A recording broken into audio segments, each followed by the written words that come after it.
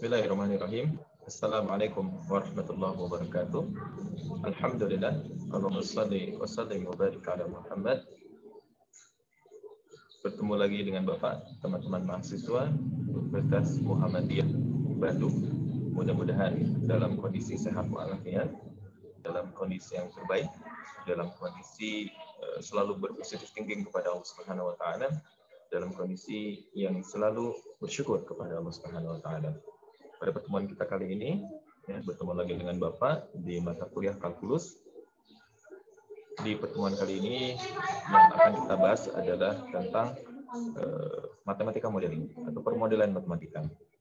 Yang mana pemodelan matematika merupakan salah satu tools yang sangat berguna yang digunakan di berbagai lini bidang seperti teknik, fisika, sains, bahkan sosial juga digunakan untuk kemudian bertujuan memprediksi sesuatu dengan menggunakan pemodelan matematika. Seperti halnya ketika kita melihat HP kita dan di sana ada aplikasi weather atau forecasting weather, peramalan cuaca, di sana kita bisa melihat bahwa matematika digunakan untuk kemudian memprediksi cuaca di hari esok dan hari esoknya lagi, bahkan mungkin sampai 5 hari ke depan. Nah, itu menggunakan pemodelan matematika. Mudah-mudahan di pertemuan kali ini teman-teman mahasiswa dapat mengambil banyak ilmu dan kemudian bisa mengaplikasikannya dalam kehidupan kita sehari-hari.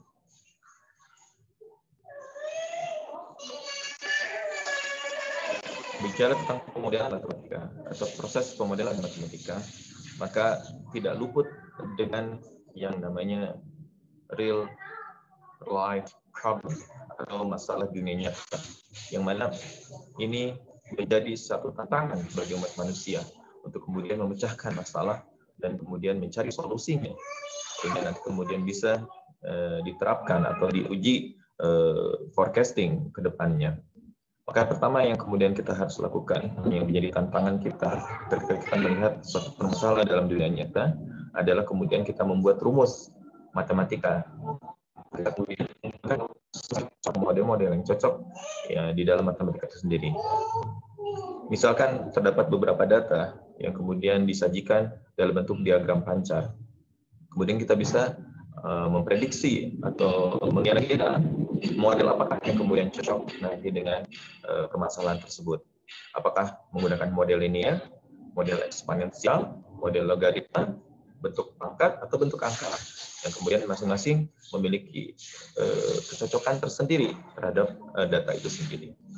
Kemudian setelah merumuskan model matematika tersebut, yang kita lakukan adalah kemudian menyimpulkan atau menyelesaikan kesimpulan dari matematika tersebut.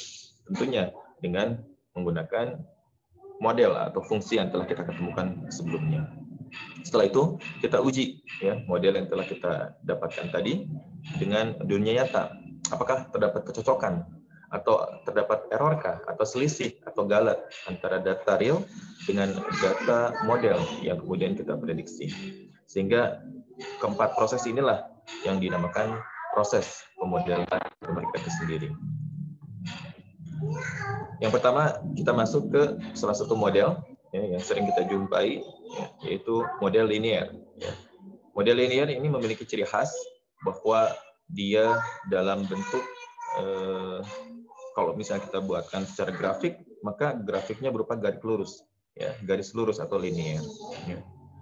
Nah kemudian model ini ya, bisa ditentukan atau misal kemudian bisa dibentuk ke dalam dua bentuk, yaitu pertama model eksplisit ya, dan juga model implisit.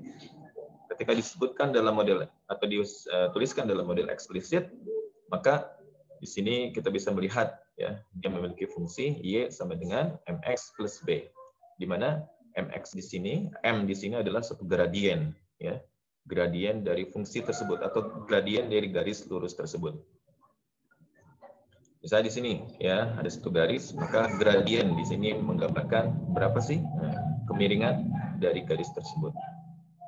Nah, kalau misalnya dibentuk dalam bentuk implisit, maka kita bisa melihat bahwa di sini yang sering disajikan dalam bentuk sistem persamaan linear ya, bentuknya seperti ini. Ya. Nah, misalnya Bapak di sini punya satu fungsi fx sama dengan 8x min 4. Ya, apa sih maksud dari fungsi tersebut? Maka kalau misalnya Bapak tuliskan dalam bentuk tabel, sajikan dalam bentuk tabel, maka kita bisa melihat ya bahwa di sini ya ketika ada variabel bebas x ya kemudian menghasilkan variabel tak bebas atau nilai fx ya. Ketika nilainya x-nya 1, maka fx-nya sama dengan 4 ya, dan demikian seterusnya ya. Maka di sini kita bisa melihat setiap perubahan secara konstan x ya dengan berubah selisihnya 0,1, perubahannya 0,1, maka fx berubah atau melaju 0,8 ya.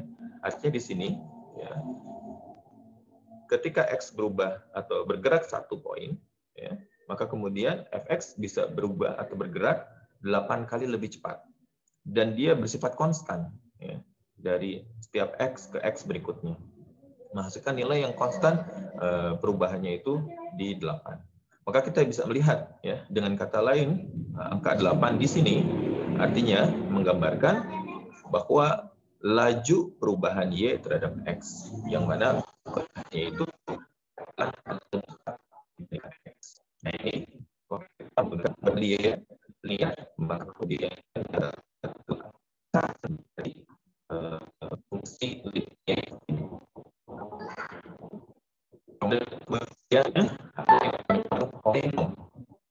polinom yang kita pelajari di sekolah ya, yang mana kemudian dituliskan sebagai gabungan dari beberapa perkalian antara koefisien variabel yang berbeda.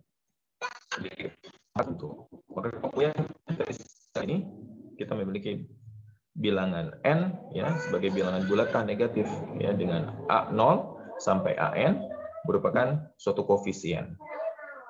Ciri khas dari polinom ini adalah dia memiliki daerah asal ya, daerah asalnya berupa bilangan real atau seluruh himpunan dari bilangan real ya. Itu daerah asalnya. Kemudian menjadi titik tolak dari nilai-nilai x ya. Kemudian derajat dari polinom ya, maka derajat dari polinom adalah pangkat tertinggi ya dari polinom itu sendiri. Kemudian kita bisa lihat di sini ada y sama dengan x pangkat 3 min x pangkat 2 plus 4, maka pangkat tertingginya adalah 3. Maka polinom tersebut berderajat 3. Ketika dia berderajat 2, maka polinom tersebut disebut fungsi kuadrat. Ya. Tetapi jika dia berpangkat 3 atau derajatnya 3, maka disebut juga fungsi kubik. Maka kemudian kita bisa lihat ya secara grafik bahwa ketika dia fungsi kuadrat, maka dia menghasilkan grafik yang menyerupai parabola. Ya, menyerupai parabola. Berbeda dengan ketika dia fungsi kubik ya, dia memiliki grafik yang kadang naik, kadang turun ya. Di beberapa selang interval tertentu dia naik ya. Contohnya di sini di interval lebih kecil dari 0, maka dia naik ya. Kemudian dia agak turut melandai ya ketika intervalnya dari 0 sampai 1 ya, tapi kemudian dia naik lagi di interval x lebih besar dari 1. Nah, makanya di sini kita bisa melihat bahwa ketika kita melakukan model atau data-data yang seperti ini ya, menyerupai model seperti ini, maka kemudian kita bisa memprediksi bahwa fungsi atau modelnya yang cocok adalah dengan menggunakan model polinom. Selanjutnya ada fungsi pangkat, yang mana fungsi pangkat ini kemudian dia memiliki 3 kondisi. Ya. Kondisi yang pertama atau kasus yang pertama, ya, jika fx sama dengan x pangkat a, di mana a-nya itu sama dengan n, di mana n-nya itu bilangan positif.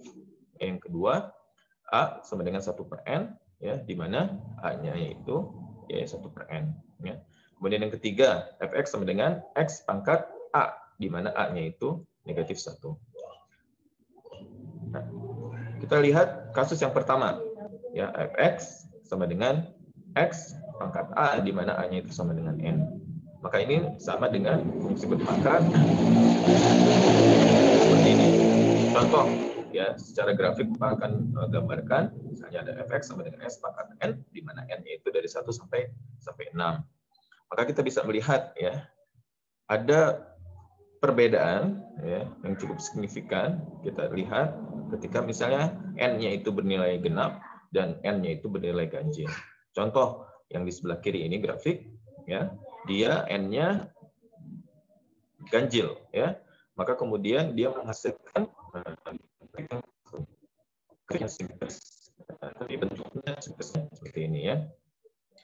Berbeda dengan ketika N-nya itu genap, ya, N genap maka dia terhadap sumbu Y, tetapi dia menyerupai parabola. Ada hal yang menarik, yaitu ketika misalnya kita lihat ya, semakin besar pangkatnya, ya, maka semakin dia, kalau bahasa Sundanya itu mondoyot gitu ya, mondoyot gitu ya. Semakin kalau misalnya kita ibaratnya ketika ada beban di sini, maka dia semakin mendoyot, dan si garis kurva ini ya, dia menghampiri garis Y sama dengan 0 atau menghampiri sumbu X ya. Seperti itu. Tapi kemudian tidak menyentuh, pada hakikatnya tidak menyentuh sumbu X tersebut ya, kecuali di titik 0. Nah, ini ketika kita menemukan data-data sebaran atau pancar yang kemudian menyerupai bentuk seperti ini, maka kemudian kita bisa menggunakan model fungsi pangkat. Kemudian selanjutnya, yaitu ketika si fx sama dengan x pangkat a, di mana a-nya itu 1/n. Ya. Ketika 1/n, ini tidak lain dan tidak bukan adalah merupakan bentuk fungsi akar.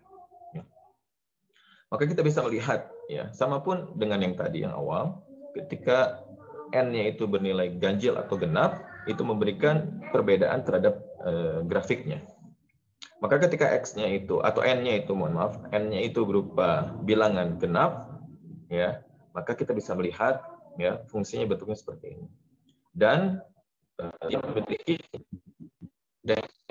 lebih besar, artinya dia X-nya diperkenankan bilangan yang negatif.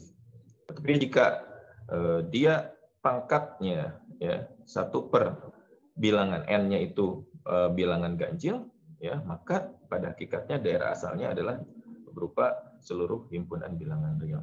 Ya. Nah, seperti ini ya. Maka kemudian kita bisa melihat ya, dia fungsi yang ketika bergerak X ya, maka Y-nya bergerak ke atas, tetapi dengan kenaikan yang lambat. Ya, ini ciri khas dari fungsi akar. Ya. Dia lambat kenaikannya. Ya. Nanti kita akan bandingkan dengan fungsi eksponensial ya, yang ketika misalnya X-nya bergerak semakin ke kanan, maka Y-nya bergerak dengan sangat cepat. Nanti kita lihat ya, fungsi eksponensial.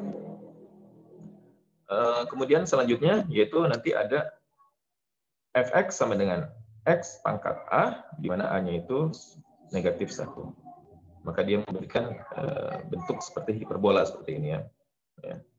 Di mana sumbu-sumbu x dan y merupakan asimtot dari fungsi tersebut. Ya, ini juga bisa disebut dengan fungsi kebalikan. Nah, itu ketika kita misalnya menggunakan model fungsi pangkat. Ada juga dengan model fungsi rasional. Ya. Fungsi rasional itu seperti kita tahu adalah fungsi merupakan pembagian dari dua polinom. Ya. Maka tentu di sini ada keterbatasan atau daerah asalnya ada keterbatasan. Tidak semua himpunan bilangan real. Artinya kita harus memperhatikan bagian penyebut ini sehingga menghindari bernilai 0. Ya.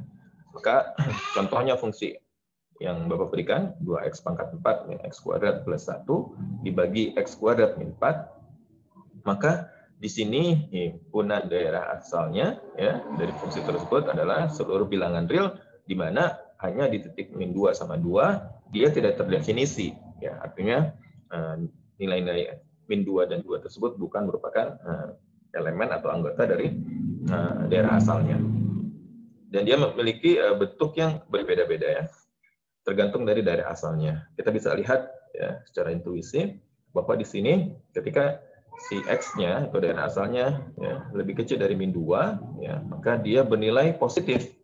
Ya. Y-nya bernilai positif. Ya. Tapi di antara min 2 sampai 2, ya, Y-nya bernilai negatif. ketika lebih besar dari 2, Y-nya kembali bernilai positif, ya, seperti itu.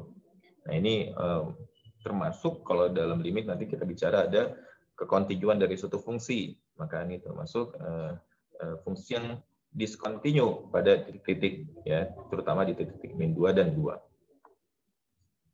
Selanjutnya kita bicara tentang fungsi eksponensial, ya, di mana fungsi ini dituliskan f(x) sama dengan a pangkat x, di mana a-nya itu adalah suatu konstanta positif.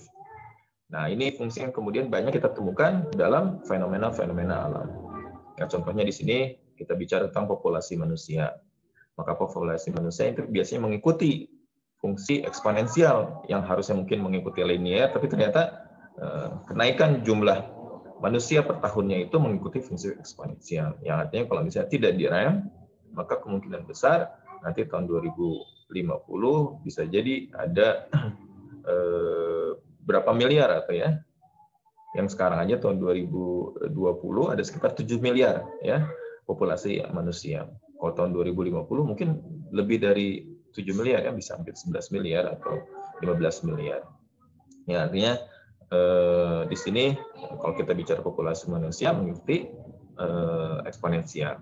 Ada juga peluruhan radioaktif, ya. Misalnya ketika kita mencari usia dari mumi, maka kemudian menggunakan peluruhan radioaktif karbon 14, ya. Nah, di sini juga kita bisa memprediksi usia dari suatu mumi atau artefak yang menggunakan peluruhan radioaktif karbon 14.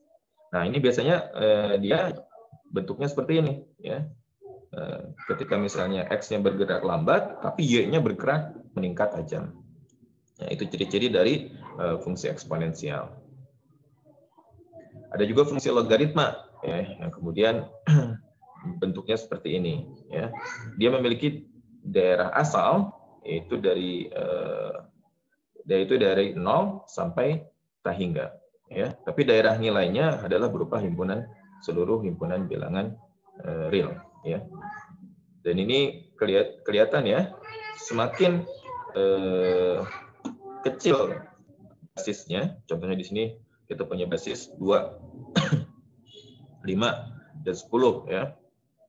Semakin kecil basisnya, semakin meningkat nilai fungsi Y-nya.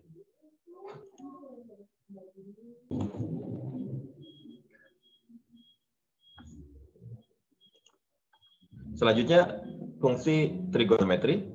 Maka kita bisa melihat, ya, dia ibarat ada lembah, kemudian ada bukit, ya. Yang kemudian contohnya di sini Bapak punya Y sama dengan sin 10x, ya, dan Y sama dengan cos 10x. Nah, di sini biasanya menggunakan satuan sudut derajat ataupun bisa juga menggunakan satuan radian, ya. Seperti itu. Selanjutnya kita bicara tentang modifikasi suatu fungsi. Ya, ketika satu fungsi di sini kita punya f(x), ya. Maka ketika kita geser atau modifikasi ganggu dengan konstanta tertentu, ya, maka kita lihat, ya, ketika misalnya kita tambahkan dengan suatu konstanta c, ya, maka dia bergerak naik, ya, sejumlah c. Tapi kalau misalnya kita kurangi, maka dia bergerak turun sejumlah c atau satu konstanta tersebut. Tapi kemudian jika variabel bebasnya atau x-nya yang kemudian kita ganggu, ya, maka ketika ditambah, ya, dia akan bergerak ke kiri si grafiknya. Tapi kalau misalnya dikurangi, dia bergerak ke kanan. Seperti itu. Atau ada juga yang kemudian kita regangkan atau cerminkan, ya. Misalnya diregangkan dengan suatu skalar C, ya. Dikasih Y-nya itu kemudian fx, kemudian kita kali dengan C skalarnya, maka kita bisa melihat dia mengembang, gitu, ya. Tapi kalau misalnya kita kali dengan 1/C, maka kita bisa melihat, ya, dia juga mengembang, ya, tapi kemudian lebih menciut, gitu, ya. Kemudian kita misalnya dengan cerminkan dengan sumbu Y, ya, maka kita menghasilkan cerminan seperti ini. Atau dicerminkan dengan sumbu X, maka diperoleh hasil pencerminan grafiknya tersebut seperti ini, mengikuti kaidah-kaidah yang kemudian ada di sini. Selanjutnya itu ada juga yang namanya kombinasi, ya, ada pertambahan, pengurangan, perkalian, pembagian, dan komposisi yang kemudian di pertemuan-pertemuan sebelumnya kita pelajari. Ya. Maka di sini kita bisa melihat bahwa daerah asalnya merupakan irisan dari kedua fungsi tersebut. Kemudian kalau pembagian, irisan dikurangi ya syarat supaya di sini 0. Kemudian fungsi kita bisa lihat di sini ya ada FOGX sama dengan FGX. Yang Bapak akan tunjukkan di sini ada grafiknya. Di sini ada grafiknya ya, Y sama dengan akar X, G-nya 9 min X kuadrat. Nah, ini fungsi F itu ditunjukkan dengan fungsi yang berwarna merah, ya, yang G ini yang oranye. Maka hasil kombinasi keduanya atau pertambahan keduanya ya menghasilkan yang biru ya, yang mana daerah asalnya merupakan irisan dari kedua fungsi tersebut. Kemudian ini juga sama ya, ketika kita punya F setengah X kuadrat ya, kemudian Y-nya X atau G-nya X pangkat 3 ya, maka menghasilkan fungsi komposisi gabungannya ya. Yang kemudian ditunjukkan dengan warna ungu ini ya. Seperti itu. Nah, ini beberapa hal yang kemudian kita bisa lihat ya tentang modifikasi dari beberapa fungsi yang mudah-mudahan nanti kita bisa cek. Nah, ini perhatikan contoh ini ya. Kita punya contoh itu kita bagaimana kemudian membedakan model linear dari data yang kita punya. Misalnya populasi manusia ya, yang kemudian Bapak punya data ya, yang kemudian sampai tahun 2010 ada sekitar 6 miliar. Maka kemudian kita lihat titik-titik sebarannya seperti ini ya, sebelumnya tidak ada ini garis eksponensial ini. Ini hanya kemudian kita gunakan regresi linear sederhana untuk kemudian menentukan ya si fungsi ini ya. Sehingga akhirnya diperoleh ya bahwa fungsinya itu seperti ini. Nah, ini yang model linear ya, ada contohnya di sini bicara tentang emisi karbon ya, Bapak ambil datanya emisi karbon di Indonesia. Ya, pokoknya datanya seperti ini ya. Mungkin kamu bilang ini apa ya, tapi sebenarnya ini kita bisa menggunakan model linear ya. Kemudian bisa memprediksi tahun 2008 atau tahun 2020 dengan menggunakan fungsi Y sama dengan ya 0,948 tambah 0,039x, yang mana fungsi ini diperoleh ya untuk mendekati data sebenarnya seperti itu. Nah, ini nanti kita akan pelajari bagaimana nanti teman-teman memperoleh fungsi ini di video yang selanjutnya atau video berikutnya. Nah, ini latihan ya. Nanti tolong diisi dan dikerjakan. Insya Allah nanti akan ada Bapak kirimkan linknya di Google Form. Itu saja teman-teman di pertemuan kali ini. Mudah-mudahan bisa bermanfaat. Jika ada hal yang ditanyakan, bisa nanti kita diskusi di platform Siakad ataupun di WhatsApp.